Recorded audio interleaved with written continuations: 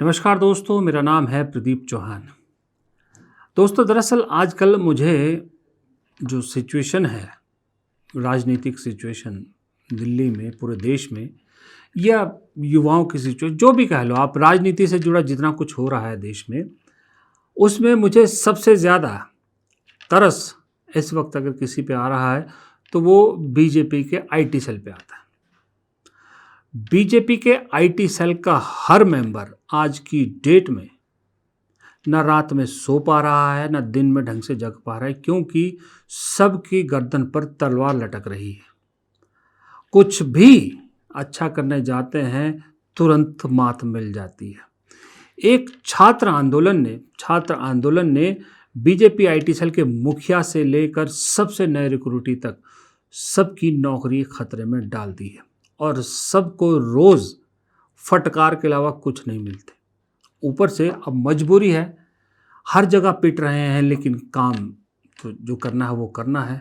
हर चीज़ करने की कोशिश कर ली, ना हिंदू मुसलमान चल रहा, ना एंटी नेशनल चल रहा, ना राहुल गांधी का विदेशी कनेक्शन चल रहा, ना कांग्रेस का कोई पुराना इतिहास चल रहा, ना नेहरू चल रहा, कुछ नहीं चल रहा। हर चीज़ पे मीम उल्टा इन्हीं के बन जाते हैं। अब कुछ दिन पहले, मैं वीडियो नहीं दिखाऊंगा, लेकिन कुछ दिन पहले, कल या परसों की बात है, एक मोदी जी का वीडियो डाला गाना डाल के।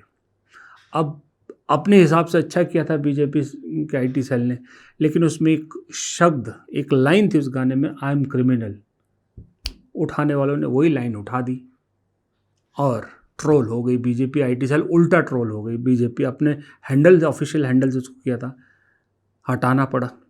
ये हाल हो रही है। और ऊपर से मोदी जी का एक वीडियो नहीं थोड़ी देर के लिए दिखा तो मेटा के ऑफिशियल्स को बुला लिया गया, कहा जा रहा है कि ज़ुकरबर्ग ने माफ़ी मांगी है सरकार से इसके लिए। मतलब इतनी डेस्परेशन।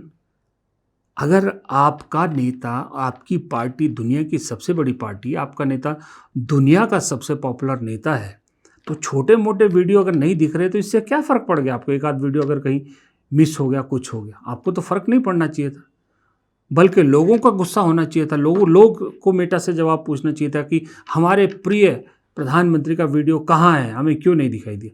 यहाँ तो सरकार सवाल पूछ रही है। अब जब कुछ नहीं मिल रहा तो छोटी सी चीज़ को भी बड़ा करने की कोशिश करते हैं। अब आपको मालूम है, जैसा दिल्ली में आंदोलन चला छात्रों का, वैसा ही आंदोलन एक रांची में चल रहा है, झारखंड में। तकरीबन सेम मुद्दे हैं, पेपर लीक और उसका ही मुद्दा है, और काफ़ी दिन हो गए वहाँ पर। अब बीजेपी को याद आया कि भाई इसको काटने के लिए हमको मटेरियल मिल रहा है, तो हो गए शुरू कि कांग्रेस दोगली। वहाँ झारखंड में जेएमएम के साथ सरकार में है, वहाँ भी ये आंदोलन हो रहा है, उनके नहीं सुन रहे हैं, दिल्ली के बच्चों के दर्द समझ के प्रधानमंत्री को माफ़ी मांगने को कह रहे हैं, गृह मंत्री का इस्तीफा मांग रहे हैं, ये कर रहे हैं, वो कर रहे हैं। और गोदी एंकर जो दिल्ली में रहते हुए दिल्ली के छात्र आंदोलन में जाने की हिम्मत नहीं हुई जिनकी, वो भाई साहब रांची पहुंच गए, वहाँ से लाइव कर रहे हैं कि ना यहाँ अब्दुल की बिरयानी बिक रही है, ना इस कुछ हो रहा है, ना कुछ हो रहा है। तुरंत हमारे अल्टरनेट मीडिया के भी बहुत से बंधु बहनें वहाँ पहुँच गई, और जो पोल खोली है ना, जो पोल खोली है उन जहरीले एंकरों की, मज़ा आ गया। आप देखिएगा सोशल मीडिया पे, साक्षी जोशी गई है, पॉलिटिक्स की वो लड़की गई हैं, और बहुत सारे गए हैं, न्यूज़ पंच वाले गए हैं, सब बहुत सारे लोग गए हैं जो दिल्ली के छात्र आंदोलन में जिन्होंने बखूबी काम किया था, वो सब वहाँ पहुँच गए। अब ये तो रही मीडिया की बात, यहाँ फेल हो गया, ये प्रोपोगंडा फेल हो गया। फिर एक प्रोपोगंडा चलाया कि कांग्रेस दोगली है, कांग्रेस के यहाँ पर आंदोलन हो रहा है और कांग्रेस चुप है, कुछ नहीं कह रही। लेकिन यहाँ कांग्रेस को कुछ करने की ज़रूरत नहीं। कांग्रेस को अब एक बात समझ में आ गई कि ये जो बीजेपी आईटी सेल है ना, आइडियाज़ ख़त्म हो चुके हैं, इनके पास कुछ नहीं है। इन्हें मात देने के लिए हमारे सबसे युवा तुर्क ही बहुत है, वो है एनएसवाई। भाई साहब, अपनी सरकार है झारखंड में, वो सरकार में सहयोगी है, उनके खिलाफ प्रदर्शन कर रहे हैं छात्र, और एनएसवाई वहाँ पहुँच गई छात्रों के बीच में, उनके समस्याएं भी सुन रही है, खाना बांट रही है, उनके लिए पानी का इंतज़ाम कर रही है, सब चीज़ों का इंतज़ाम कर रहे। खुद एनएसवाई के जो अध्यक्ष हैं सुनील जाखड़ वहाँ पहुँच गए। दूसरी तरफ कांग्रेस के जो प्रभारी हैं के राजू, वो बाकायदा इन बच्चों की मांग को लेकर मुख्यमंत्री से मिले और मुख्यमंत्री ने उन्हें आश्वासन भी दिया है। सुनिए। नेतृत्व में चारों मंत्रीगण थे। प्रदेश के अध्यक्ष नेता प्रतिपक्ष श्री प्रदीप यादव जी थे, निस्वाई के राष्ट्रीय अध्यक्ष भाई विनोद जाटव और मैं था उस बैठक में थे। 1-1.5 घंटे लगभग ये मुख्यमंत्री महोदय के साथ बैठक चली। काफी संवेदनशील इस मामले को लेकर 2 बातें निकल कर आई। पहली कि जिस तरह से कार्रवाई की जा रही है, आपको समझ में आ गया कोई बचने वाला इस कार्रवाई से नहीं है। कितना भी बड़ा मगरमच्छ हो, मछली हो, इस बार वो बचेगा नहीं। हम लोग किसी भी पार्टी का हो, किसी भी पार्टी का हो, कहीं का हो, हमारा हो, तुम्हारा हो, कोई फर्क नहीं पड़ता। इस बार जिसकी थोड़ी सी भी सलिप्तता पाई जाएगी उसको सलाखों के पीछे भेजने का काम सरकार करेगी। एक ऐसा एग्जाम्पल सेट करेगी कि आने वाले दिन में कभी क्वेश्चन पेपर लीक का दिमाग किसी के मन में आए तो डर जाए कि उसके साथ क्या हर्ष होने वाला है। अब क्या कहें, फिर कहा सोचा कि चलो झारखंड नहीं दिखाएंगे, हम तो मीडिया, गोदी मीडिया हम तो दिखाएंगे नहीं, वहाँ एनएसयूआई ये कर रही है, कांग्रेस ये कर रही है। कहा दिल्ली में घेरते हैं। दिल्ली में घेरने की कोशिश की तो मल्लिकार्जुन खड़गे की एक छोटी सी लाइन ने पूरी मेहनत पर, आईटी सेल और गोदी मीडिया की पूरी मेहनत पर पानी फेर दिया। देखो, विद्यार्थियों के साथ हैं, झारखंड हो, पंजाब हो, दिल्ली हो, कहीं भी हो, हम राहुल गांधी जी, हम विद्यार्थियों के साथ हैं। हम पूछेंगे अगर हमसे भी कोई गलती हो गई, क्यों हो गई। हम हर एक को लेटर भी लिख रहे हैं कि क्यों, क्या हो गया। तो इसीलिए चाहे हमारा अलायंस पार्टनर हो, चाहे हमारा अपोजिशन हो, हम विद्यार्थियों, युवकों के साथ हैं। उनकी समस्या को हल करने के लिए हम लड़ते रहेंगे। अब इससे आगे और कोई क्या कह सकता है कि दिल्ली हो, पंजाब हो, झारखंड हो, राहुल गांधी छात्रों के साथ। पूरा मंसूबा धरा धरा रह गया। प्रोपोगंडा करने की जो कोशिश की थी सब खत्म। अब फिर साहब से डांट पड़ी होगी, फिर क्लास लगी होगी, फिर जो है कहा होगा कि नौकरी तलाश लो, अब तुम्हारे बस की बात नहीं है। क्योंकि नीचे से जो बीजेपी का कार्यकर्ता है वो ऊपर बैठे 2 लोगों से भी यही कह रहा है कि कुछ और तलाश लो, तुम्हारे बस की बात नहीं है। क्योंकि हर जगह आपके फैसले अब गलत साबित हो रहे हैं। जिन फैसलों को आंख बंद करके माना गया था वो सब फैसले धीरे धीरे बंद हो रहे हैं।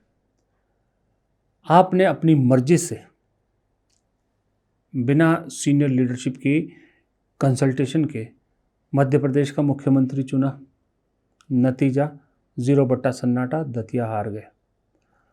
आपने अपनी मर्जी से बाहर से आया हुआ नॉन बीजेपी बैकग्राउंड के आदमी को बिहार का मुख्यमंत्री चुना दिया। नीतीश कुमार को हटा दिया। 0 बटा सन्नाटा ही नहीं, बीजेपी की अब तक की सबसे बड़ी फजीयत, राष्ट्रीय अध्यक्ष की सीट हार गए। वो भी वो सीट जो पिछले 7-8 चुनाव से उनके खानदानी गढ़ था, बीजेपी का गढ़ था, जहाँ के लिए बीजेपी के नेता कहते थे कि कुत्ता बिल्ला भी अगर लड़ा लेंगे हम तो वो भी जीत जाएगा। वहाँ पर वो हार गए, प्रशांत किशोर से हार गए। गुजरात में वो तो चलती ही गुजरात सरकार सिर्फ इन्हीं दोनों से, बाकी से तो कोई लेना देना ही नहीं है। वहाँ पर मार्जिन इतना छोटा रह गया, जीत का मार्जिन। उत्तराखंड में आपकी पसंद के पुष्कर धामी, जनता उनके खिलाफ बुरी तरह से नाराज़ है। राहुल गांधी का प्रोग्राम वहाँ सक्सेसफुल होता है। राजस्थान में फर्स्ट टाइमर को कहीं से उठा के मुख्यमंत्री बना दिया।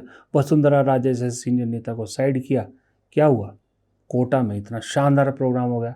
राहुल गांधी के इस इतने बड़े प्रोग्राम को इतनी शानदार आगाज़ मिल गया।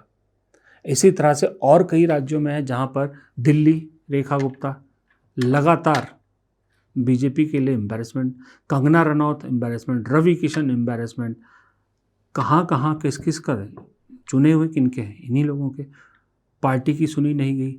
संघ भी अब तो चाह रहा है कि किसी तरह से इनसे छुटकारा मिले ताकि वापस अपना स्टेटस हासिल कर पाए। जब बीजेपी से बड़ा संघ हुआ करता था, संघ की एक रिस्पेक्ट होती थी।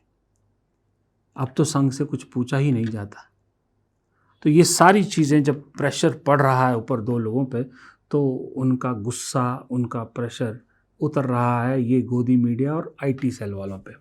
आईटी सेल से सुना है कि बहुत लोगों की छुट्टी होने वाली है, और गोदी मीडिया में तो कहा जा रहा है कि एक बहुत बड़े सरकारी चमचे संपादक की छुट्टी हो चुकी है, और तकरीबन बहुत से ऐसे पत्रकार हैं, ऐसे एंकर हैं जिनमें 50-100 लोगों की सूची है जिनकी धीरे धीरे छुट्टी होना तय है, क्योंकि एथेनॉल का मामला हो, छात्र आंदोलन का मामला हो, चंदा चोरी का मामला हो, ये कहीं सरकार को डिफेंड नहीं कर पाए, उल्टा सरकार के लिए फजीहत बने हैं। इसलिए मोदी जी को मजबूरी में इंस्टाग्रामर बनना पड़ गया, बेचारों को खुद रिकॉर्ड करके पोस्ट करना पड़ रहा है। ये हालत हो चुकी है, यही सच्चाई। खैर, सुबह सुबह ज़्यादा लंबा ज्ञान नहीं दूंगा।